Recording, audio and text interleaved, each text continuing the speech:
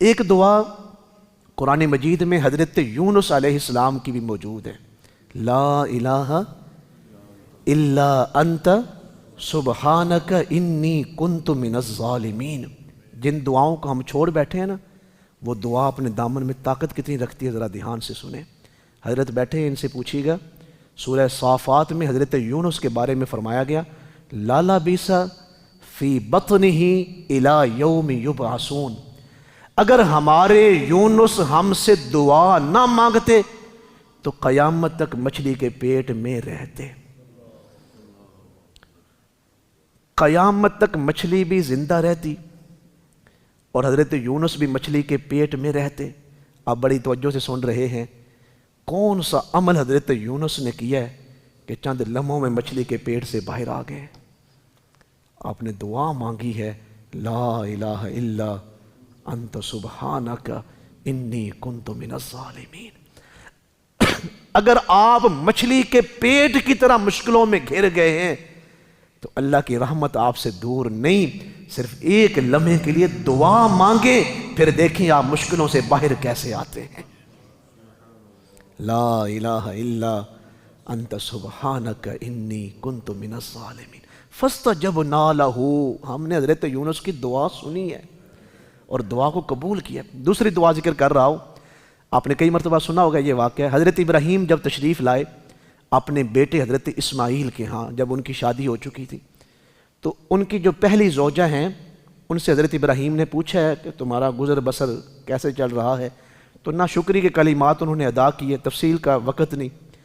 تو آپ جاتے ہوئے اشارہ دے گئے کہ جب آپ کے خامد آئیں انہیں میرا سلام بھی کہیے اور ان سے کہیے کہ اپنے گھر کی جو دہلیز ہے اسے چینج کر دیں۔ مطلب یہ تھا انہیں طلاق دے دیں۔ طلاق دے دی گئی اور شادی کی۔ پھر حضرت ابراہیم تشریف لائے۔ جو دوسری زوجہ ہے نا، وہ بڑی شکر گزار اور قدردان تھی۔ انہوں نے جب حضرت ابراہیم کو دیکھا کہ اتنی نورانی صورت والی ہستی ہیں تو وہ سمجھ گئیں یہ کوئی عام ہستی نہیں، خدمت کی، قدر کی۔ جب حضرت ابراہیم جانے لگے تو آپ نے پوچھا اپنی بیٹی سے، بہو سے، کہ تمہارا کیسا گزر بسر چل رہا ہے؟ تو اس بیٹی نے کہا اللہ کا شکر ہے، میرے پاس الفاظ نہیں کہ میں اللہ کا شکر کیسے ادا کروں۔ میرے خامد شکار کرنے جاتے ہیں اور روزانہ تازہ گوشت لے آتے ہیں، ہم وہ گوشت کھا لیتے ہیں، اور یہ زمزم کا کنواں موجود ہے، جب پیاس لگتی ہے اس کا پانی پی لیتے ہیں، اللہ کا شکر ہے۔ جب بیٹی نے یہ جملے کہے نا بہو نے، تو حضرت ابراہیم نے حضرت سے پوچھا، اس وقت دعا دی، فرمایا بیٹا اللہ تمہارے پانی میں بھی برکت ڈالے اور تمہارے گوشت میں بھی برکت ڈالے۔ نیک لوگوں کی دعائیں اثر کتنا کرتی ہیں۔ پوری دنیا سے اس وقت بھی ایک ریکارڈ ہے مکہ شریف میں عمرہ زائرین کا، مدینہ شریف میں بھی کروڑوں کے حساب سے وہاں 15 دنوں کے اندر اندر کئی کروڑ لوگ حرمین شریفین میں داخل ہوئے ہیں، اور یہ تسلسل ایک مدت سے چل رہا ہے۔ لوگ حج پہ آ رہے ہیں، عمرے پہ آ رہے ہیں، وہ خود بھی زمزم پی رہے ہیں، اپنے اپنے ملکوں میں بھی زمزم لا رہے ہیں۔ زمزم ختم نہیں ہو رہا۔ وجہ کیا ہے؟ کہ حضرت ابراہیم نے دعا دی ہے کہ اللہ تمہارے پانی میں۔ پھر جب حج ہوتا ہے نا تو 1 کروڑ سے زیادہ لوگ بھی حج کرتے ہیں، آن دی ریکارڈ یہ باتیں۔ اگر 1 کروڑ آدمی حج کر رہا ہے تو وہ کتنے جانور ذبح کر رہا ہے؟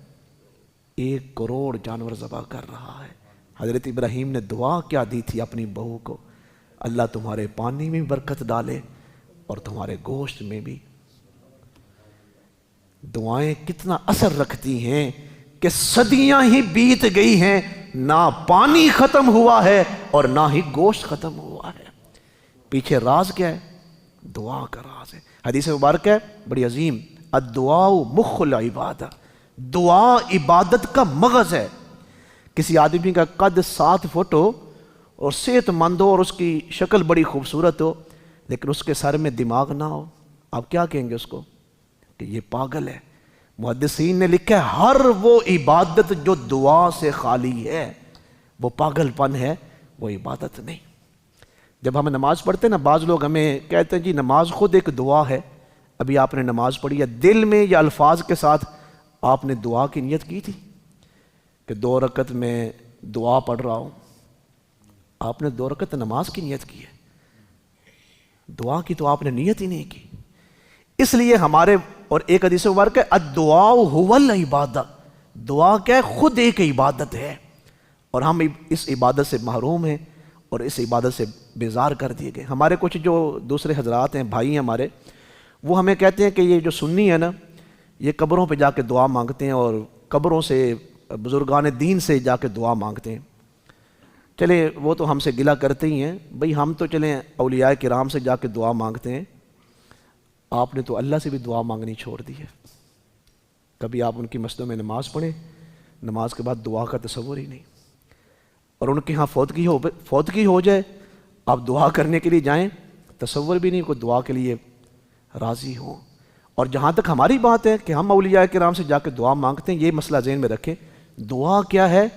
عبادت ہے، اور عبادت جو ہے وہ غیر اللہ کی نہیں کی جاتی۔ ہم اولیاء کرام سے دعا نہیں مانگتے، ہم تو ان کے وسیلے سے دعا مانگتے۔ مکہ معظمہ میں جو لوگ